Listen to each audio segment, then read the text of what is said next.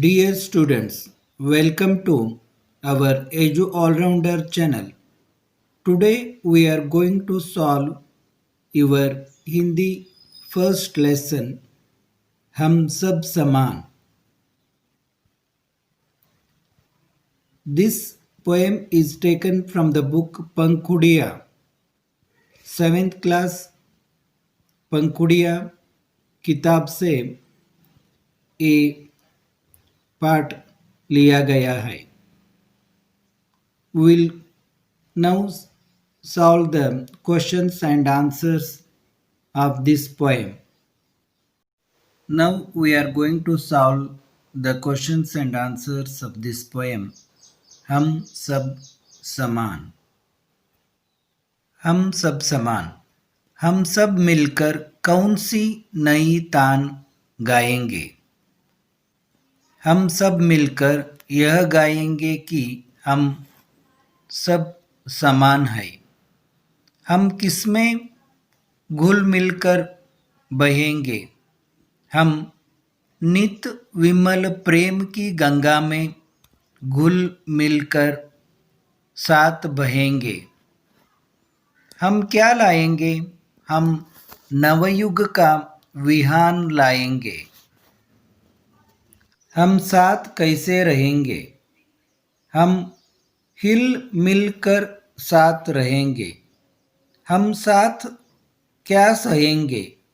हम दुख सुख सब साथ सहेंगे.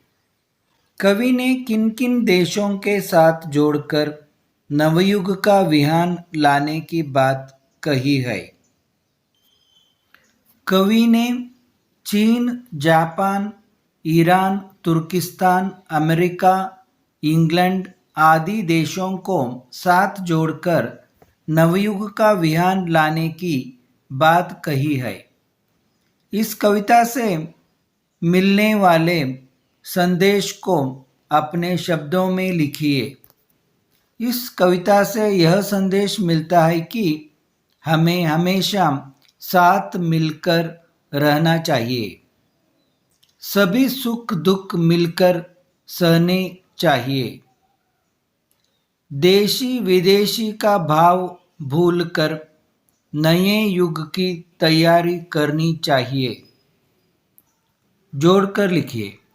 जापान के वासी जापानी, ईरान के वासी ईरानी, चीन के वासी चीन में रहने वाले चीनी, अमेरिका में रहने वाले अमेरिकी, तुर्की में रहने वाले तुर्किस्तानी, इंग्लैंड में रहने वाले इंग्लिस्तानी, हिंदुस्तान में रहने वाले हिंदुस्तानी.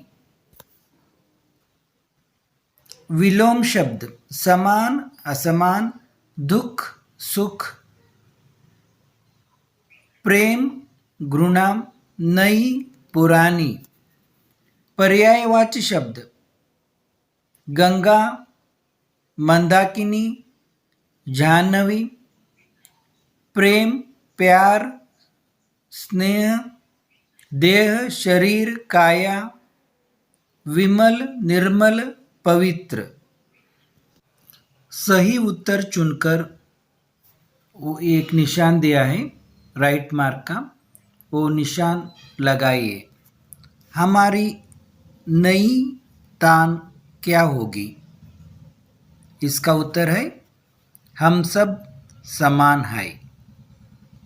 हम सब यह क्यों गाएंगे कि हम सब समान हैं. क्योंकि तभी हम धरती पर शांति तथा प्रेम पूर्वक रह सकेंगे. कवि भारत के साथ साथ अन्य देशों को भी क्यों जोड़ता है. क्योंकि हम भारतीय वसुधैव कुटुंबकम की भावना रखते हैं. Everybody in the world are all one. We are all one. All human beings are one. This is our principal.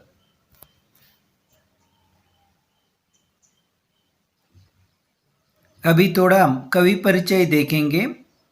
Sohanlal Dwivedi Hindi के महान कवियों में से एक है. इनका जन्म सन 1906 में फतेहपुर उत्तर प्रदेश के एक गांव में हुआ था। द्विवेदी जी हिंदी के राष्ट्रीय कवि के रूप में प्रतिष्ठित हुए। इनकी रचनाएं ओजपूर्ण एवं राष्ट्रीयता की परिचायक है। महात्मा गांधी पर इन्होंने कई भावपूर्ण रचनाएं लिखी है जो हिंदी जगत में अत्यंत लोकप्रिय हुए हैं। इनकी प्रमुख रचनाएं भैरवी, पूजा गीत, सेवाग्राम, विषपान, जय गांधी, एक किरण आई छाई, युगावतार गांधी, प्रकृति संदेश आदि है। Student, I am going to complete this lesson, this poem now.